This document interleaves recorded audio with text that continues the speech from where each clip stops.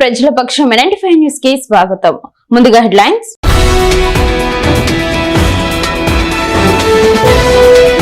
జిల్లాల పునర్విభజనపై సీఎం చంద్రబాబు కీలక సమీక్ష. ప్రత్యేక జిల్లా ప్రకటించిన రాయచోటిని మదనపల్లిలో కలిపే దిశగా చర్చ.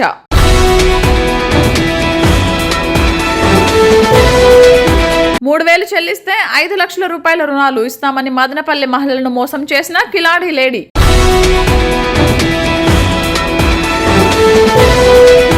మదనపల్లి జిల్లా ఆసుపత్రిలో హృదయ విదారక ఘటన చోటు చేసుకుంది. వైద్యం కోసం వచ్చి ఆసుపత్రి ఆరు బయట పడుకున్న మహిళ చలితో మృతి చెందిన ఘటన మదనపల్లిలో చోటు చేసుకుంది. ఇక డీటెయిల్స్ చూస్తే జిల్లాల పునర్విభజనపై సీఎం చంద్రబాబు కీలక సమీక్ష.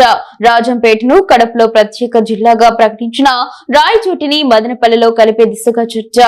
దొనకొండ, కురిచేడును మార్కాపురం జిల్లాలో, పొదిలేని ప్రకాశం జిల్లాలో, గూడూరును నెల్లూరులో, రైల్వే కోడూరును తిరుపతిలో కలిపే దిశగా చర్చ. ఇప్పటికే ప్రకటించిన 3 జిల్లాలతో 29కి పెరగాల్సి ఉన్న జిల్లాల సంఖ్య తాజా ప్రతిపాదనలతో 28 జిల్లాలకు పరిమితం చేసే దిశగా కసరత్తు.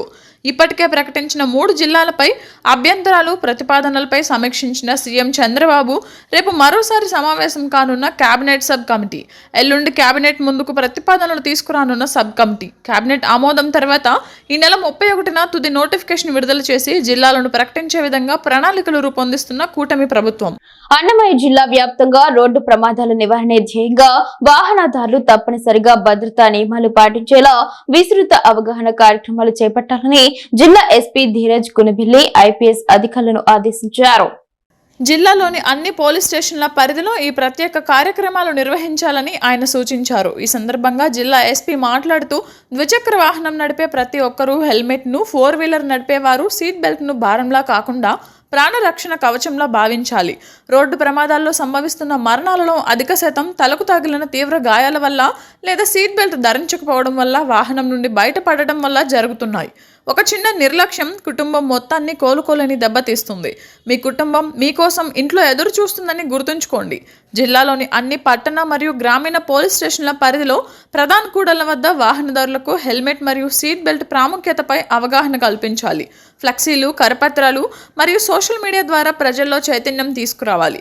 వీలైన చోట్ల సాంస్కృతిక ప్రదర్శనల ద్వారా రోడ్డు భద్రతా నియమాలపై అవగాహన కల్పించాలని ఎస్పీ తెలిపారు. హెల్మెట్ మరియు సీట్ బెల్ట్ లేకుండా ప్రయాణించే వారిపై చట్టపరమైన చర్యలు తీసుకుపోవడంతో పాటు వారికి కౌన్సిలింగ్ నిర్వహించి నిబంధనల పట్ల అవగాహన కల్పించాలని అధికారులకు సూచించారు. $3,000 కడితే 5 లక్షల సబ్సిడీ రుణాలు ఇప్పిస్తానని రాయచోటికి చెందిన ఫరీదా మదనపల్లె మహిళలకు మోసం చేసిందని పూచిపడి మహిళల దగ్గర $3,000 లెక్కన 6 లక్షల రూపాయలు కట్టించిన మదనపల్లెకు చెందిన ఓ బాధితురాలు శుక్రవారం పురుగుల మందు తాగి ఆత్మహత్య యత్నానికి పాల్పడింది. ఘటనపై బాధితురాలు తెలిపిన వివరాలు. అన్నమయ్య జిల్లా రాయచోటి థియేటర్ వీధికి చెందిన ఫరీదా సెంట్రల్ గవర్నమెంట్ ప్రోగ్రామ్ ఇన్ఛార్జిని స్థానిక రామారావు కాలనీకి చెందిన రూపతో 2 ఏళ్ల క్రితం పరిచయం చేసుకుంది. స్థానికంగా ఉన్న 207 మంది మహిళలకు 5 లక్షల సబ్సిడీ లోన్లు ఇప్పిస్తానని వారి దగ్గర 3,000 కట్టించుకొని ముఖం చాటేసింది. 3,000 కట్టిన మహిళలు 2 ఏళ్లైనా లోన్లు ఇవ్వకపోవడంతో రూప ఇంటి వద్దకు వచ్చి నిలదీసి వేధించారు. దీంతో ఆమె మోసం చేసిన ఫరీదాపై స్థానిక 2వ పట్టణ పోలీసులకు ఫిర్యాదు చేసింది. 10 రోజులు అయినా న్యాయం జరగకపోవడంతో విషం తాగి ఆత్మహత్య యత్నానికి పాల్పడింది. కుటుంబీకులు గమనించి రూపను జిల్లా ఆసుపత్రికి తరలించగా డాక్టర్లు చికిత్సలు అందించగా కోలుకుంటూ ఉంది. మనం వచ్చి మీలాగే వస్తాను అని స్టేషన్ దగ్గరికి తప్పించుకొని వెళ్ళిపోయింది. ఈరోజు వస్తాను చెప్పింది. ఈరోజు ఫోన్ చేస్తే నాకు హెల్త్ బాగలేదు, హాస్పిటల్ వస్తాను అనింది. మళ్ళీ ఇంటికి వచ్చి ఫోన్ చేసిన గ్రూప్లో అంతా బయట దగ్గర చేసినారు. మేడం నీ వల్ల ఏమవుతుందో చేసుకో, దగ్గర ₹1 లేదు, ఎవరికి చెప్పుకుంటావో చెప్పుకో, మేము DSP దగ్గరికి పోతాము అని మా మీద తిరుగుబడి మాట్లాడుతున్నారు. నేనేమన్నా అయిపోతా అంటే అయిపోకో, ఎవరికి నువ్వు బెదిరించని అంటే. అనారోగ్యంతో మదనపల్లి ప్రభుత్వ ఆసుపత్రికి చికిత్స కోసం వచ్చి ఆసుపత్రిలో ఆరు బయటనే పడుకున్న మహిళ చలిలో తన ప్రాణం పోగొట్టుకుంది. శనివారం జిల్లా ఆసుపత్రిలో వెలుగు చూసిన ఈ విషాదకర ఘటనకు కారకులెవరు? ఈ పాపం ఎవరిది? తంబలపల్లి మండలం బలకవారిపల్లెకు చెందిన రాగిని వెంకటప్ప భార్య మల్లమ్మ ఆరోగ్యం బాగాలేక శుక్రవారం ఆసుపత్రికి చికిత్సకు వచ్చింది. తాత్కాలిక వైద్యం పొందినట్లు చేతికి క్వాన్లా కలిగి ఉంది. ఆసుపత్రి ఆరు బయట స్లాబ్ కింద పడుకుని రాత్రంతా చలికి తట్టుకోలేక చనిపోయింది. శనివారం ఉదయం ఆసుపత్రి సిబ్బంది చనిపోయిన మహిళను గుర్తించారు. వెంటనే అత్యవసర విభాగంలోనికి తీసుకువచ్చి డాక్టర్లు పరీక్షించగా చనిపోయిందని నిర్ధారించారు. అనంతరం కుటుంబ సభ్యులకు సమాచారం అందించారు. ఇంత దారుణ ఘటన జరగడానికి ఆసుపత్రి ఉన్నతాధికారులు, కొందరు ఉద్యోగులే కారణమని అనుమానాలు వ్యక్తమవుతున్నాయి. ప్రభుత్వాసుపత్రి తమ సొంత జాగీర్లా భావించి కొందరు రోగులను ఆసుపత్రి లోపల పడుకోవడానికి అనుమతించడం లేదనే ఆరోపణలు ఉన్నాయి. దానికి తోడు రాత్రంతా చలిలో ఆరుబయట పడుకోవడం వల్ల ఆమె ప్రాణాలు పోగొట్టుకుందని పలువురు ఆగ్రహం వ్యక్తం చేస్తున్నారు. జిల్లా ప్రభుత్వాసుపత్రిలో కొందరు సిబ్బంది ఇష్టారాజ్యంగా వ్యవహరిస్తున్న తీరుపై ఆసుపత్రి సూపరింటెండెంట్ ఆర్ఎంఓల దృష్టికి తీసుకెళ్లి రోగుల పట్ల కనికరం లేకుండా కఠినంగా వ్యవహరించడమే మల్లమ్మ మృతికి కారణమని ఆరోపిస్తున్నారు.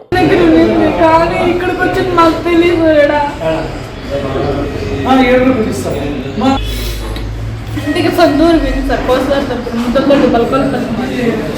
2020లో కేంద్ర ప్రభుత్వం జారీ చేసిన central council for Indian system of medicine amendment regulations 2020 ప్రకారం ఆయుర్వేద, శల్య విభాగాల్లో పోస్ట్ గ్రాడ్యుయేషన్ పూర్తి చేసిన వైద్యులకు నిర్దిష్టమైన 58 శస్త్రచికిత్సలు నిర్వహించే అర్హత కల్పించిన విషయం తెలిసిందే. అయితే ఈ కేంద్ర నిబంధనలు అమల్లోకి వచ్చి 5 సంవత్సరాలు గడిచినా గత రాష్ట్ర ప్రభుత్వం స్పందించకపోవడం వల్ల అర్హత కలిగిన అనేక మంది ఆయుర్వేద పోస్ట్ గ్రాడ్యుయేట్ వైద్యులు తమ నైపుణ్యాలను ప్రజలకు ఉపయోగపడేలా వినియోగించుకోలేకపోయారని Andhra Pradesh medical practitioners association district general secretary doctor దివ్య వలిగట్ల, Andhra Pradesh medical practitioners association executive member doctor Deepti వలిగట్ల సంయుక్తంగా తెలిపారు. శనివారం స్థానిక ది మదనపల్లి ప్రెస్ క్లబ్ నందు ఏర్పాటు చేసిన విలేకరుల సమావేశంలో వారు మాట్లాడుతూ ఆంధ్రప్రదేశ్ రాష్ట్రంలో ఆయుర్వేద వైద్యులు 58 శస్త్రచికిత్సలు నిర్వహించేందుకు అనుమతి ఇస్తున్నట్లు ఆరోగ్య వైద్య శాఖ మంత్రి సత్యకుమార్ యాదవ్ ప్రకటించడం ఆయుర్వేద వైద్య రంగంలో ఒక చారిత్రాత్మకమైన ముందడుగుగా నిలుస్తుందన్నారు. దశాబ్దాలుగా బెనారస్ హిందూ యూనివర్సిటీ వంటి ప్రతిష్టాత్మక సంస్థల్లో శల్య పోస్ట్ గ్రాడ్యుయేషన్ చేసే విద్యార్థులకు ఆయుర్వేద, ఆధునిక వైద్య శాస్త్రాల సమన్వయంతో శిక్షణ అందిస్తున్నారని, ఈ విధానం ద్వారా వైద్యులు శాస్త్రీయంగా, సురక్షితంగా, సమర్థవంతంగా చికిత్స అందిస్తున్నారన్నారు.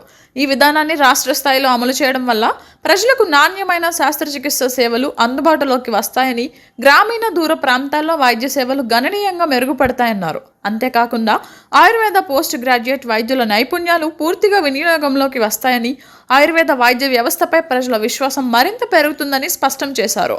ఈ కీలక నిర్ణయానికి చొరవ తీసుకొని ఆయుర్వేద వైద్యుల న్యాయమైన హక్కులను గుర్తించి ప్రజారోగ్య ప్రయోజనాలను దృష్టిలో ఉంచుకొని ముందుకు తీసుకెళ్లిన ఆరోగ్య శాఖ మంత్రి Satyakumar యాదవ్కి the medical practitioners association Andhra Pradesh తరపున హృదయపూర్వక కృతజ్ఞతలు తెలియజేస్తున్నామన్నారు. నామినేటెడ్ పదవుల ఎంపికలో తెలుగుదేశం పార్టీ అధిష్టానం విధేయతకు పట్టం కట్టింది. మదనపల్లి పట్టణానికి చెందిన విజయమ్మను రాజంపేట పార్లమెంటరీ అధికార ప్రతినిధిగా నియమించింది. ఈ సందర్భంగా పలువురు టీడీపీ నాయకులు మాట్లాడుతూ విజయమ్మ తెలుగుదేశం పార్టీలో ఎన్నో సంవత్సరాలుగా కొనసాగుతూ వివిధ హోదాల్లో సమర్థవంతంగా బాధ్యతలు నిర్వర్తించారన్నారు.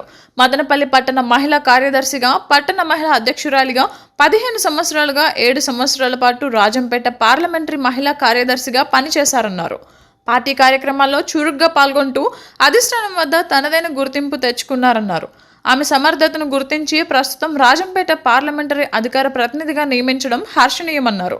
అనంతరం విజయమ్మ మాట్లాడుతూ తెలుగుదేశం పార్టీ అంటే తనకు అంతులేని అభిమానమని, ఆ అభిమానమే తనను ఈ స్థాయికి తీసుకొచ్చిందన్నారు. తనకు ఈ పదవి అప్పగించడం పట్ల ఆనందంగా ఉందని, తన బాధ్యతను మరింత పెంచిందన్నారు.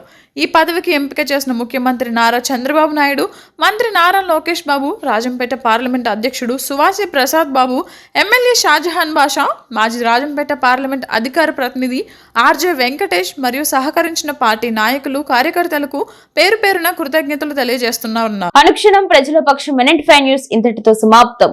తిరిగి రేపటి బులెటిన్ లో మళ్ళీ కలుసుకుందాం. అంతవరకు సెలవు, నమస్కారం.